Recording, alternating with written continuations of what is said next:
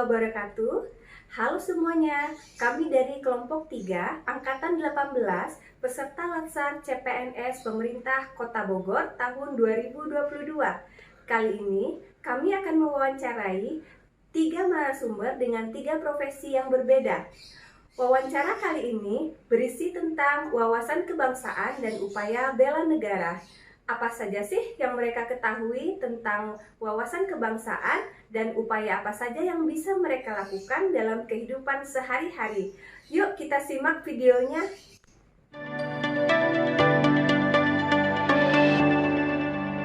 Assalamualaikum warahmatullahi wabarakatuh. Waalaikumsalam warahmatullahi wabarakatuh. Perkenalkan, saya Dr. Audra, peserta Latsar CPNS Kota Bogor. Saat ini saya akan melakukan wawancara perihal wawasan kebangsaan. Telah hadir sekarang bersama saya seorang narasumber yang berprofesi sebagai interior designer di sebuah perusahaan swasta. Assalamualaikum Bapak Gilang. Waalaikumsalam warahmatullahi wabarakatuh. Izin ya Pak, hari ini saya akan berbincang-bincang sedikit dengan Bapak tentang wawasan kebangsaan. Sebelumnya saya ingin bertanya, menurut Bapak apa itu wawasan kebangsaan? Wawasan kebangsaan itu adalah suatu sudut pandang atau cara berpikir kita tentang bagaimana kita mengenali nilai-nilai kebangsaan itu sendiri. Bisa dari nilai moral, terus juga rasa cinta kita kepada tanah air, mengerti apa itu lambang negara, dasar negara, serta juga kita memahami bagaimana sejarah bangsa kita itu sendiri. Baik Bapak, sekarang kan sedang banyak beredar tentang hoax ya Pak.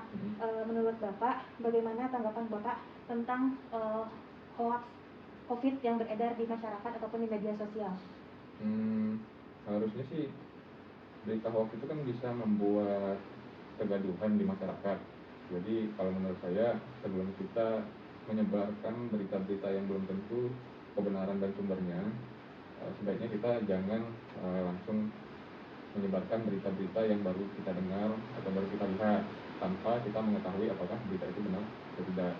Sehingga masyarakat ataupun kita juga ngasih tahu informasi kepada orang lain tidak menimbulkan kegaduhan.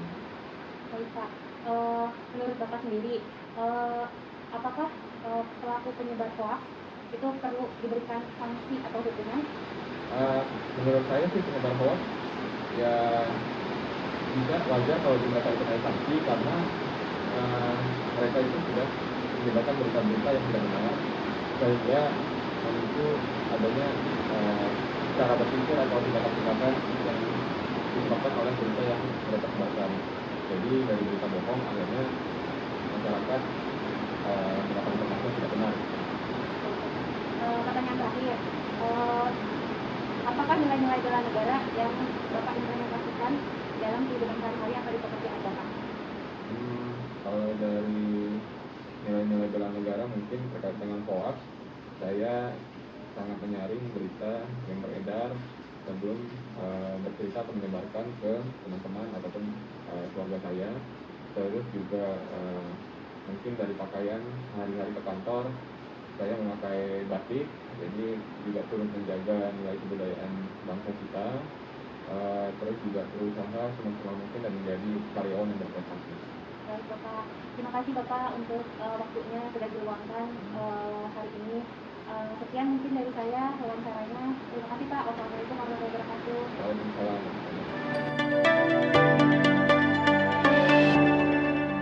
Ya, selamat pagi Bapak. Pagi. Perkenalkan saya Dr. Rina Pak. Saya mau wawancarai Bapak sebentar, boleh? Boleh. Ya, apa kabar Bapak hari ini? Baik, alhamdulillah baik. Ya, mulai ya Pak. Saya ingin mengetahui nih Pak, apa yang Bapak ketahui tentang wawasan kebangsaan?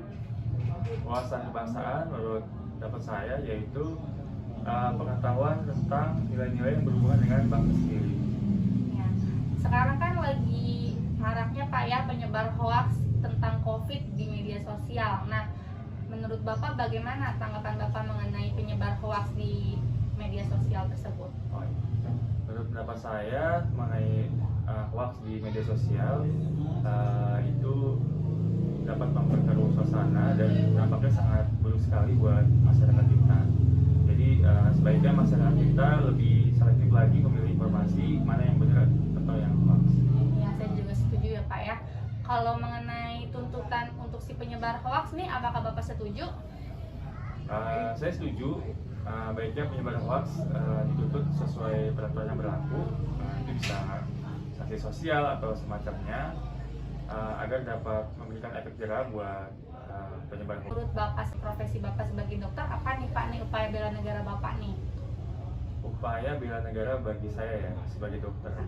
Kalau menurut pendapat saya, bela negara sebagai profesi dokter yaitu pertama, saya bekerja dengan sungguh-sungguh, sepenuh hati, dan mengutamakan yang utama adalah kepentingan pasien terlebih dahulu.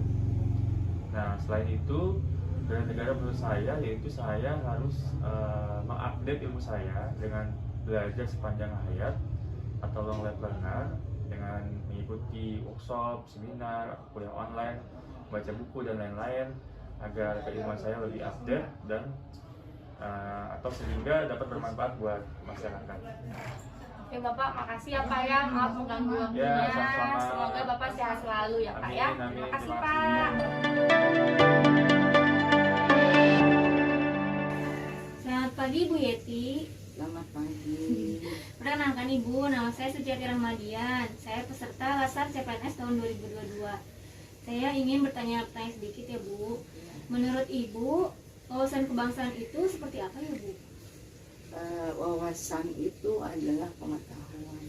Jadi kalau yang namanya wawasan kebangsaan artinya pengetahuan masyarakat tentang bangsa kita. Masyarakat harus paham bahwa kita memiliki bangsa yang sangat ragam. Itu wawasan kebangsaan. Seperti itu Bu. Kan sekarang lagi banyak tersebar berita hoax ya Bu mengenai COVID-19. Apa pendapat Ibu? Di zaman digital sekarang memang rentan terhadap dunia media sosial, dan itu mudah diakses di mana saja, kapan saja, dalam waktu yang tidak terbatas. Jadi berita hoax itu gampang sekali masuk kepada beberapa lapisan masyarakat. Kalau misalnya masyarakat itu tidak bisa menyaring, tidak bisa memfilter, tidak bisa mengendalikan, artinya hoax itu mudah masuk dan kita termakan oleh hoax tersebut. Kan penyebar berita hoax itu sekarang dituntut ya Bu, ada hukumannya. Nah Ibu setuju atau tidak?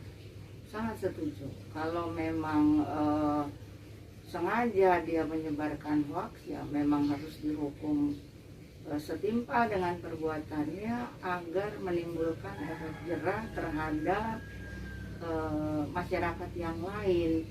Kita memberikan edukasi terhadap masyarakat itu dengan cara efek jerah gitu.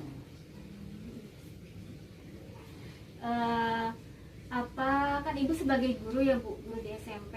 Nah, aksi bela negara Ibu tuh apa yang Ibu lakukan sebenarnya profesi Ibu?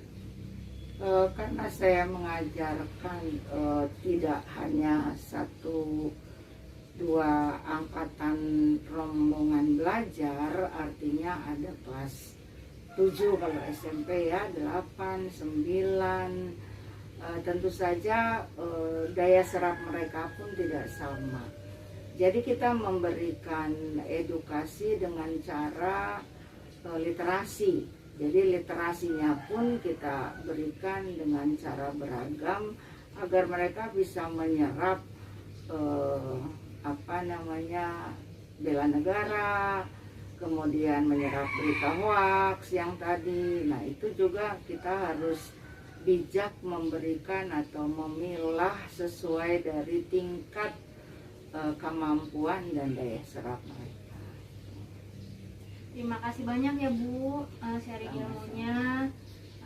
Sekian dari saya. Assalamualaikum warahmatullahi wabarakatuh Ibu. Waalaikumsalam.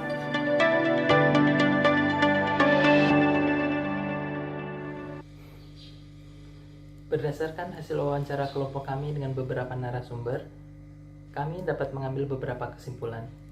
Yang pertama, setiap narasumber yang kami wawancarai memiliki pengetahuan mengenai wawasan kebangsaan. Yang kedua, setiap narasumber yang kami wawancarai mampu mengidentifikasi dan menyikapi setiap ancaman yang ada di lingkungan. Kesimpulan yang ketiga, setiap narasumber yang kami wawancarai mampu membela negara berdasarkan profesinya masing-masing. Demikian hasil wawancara kelompok kami, semoga bermanfaat.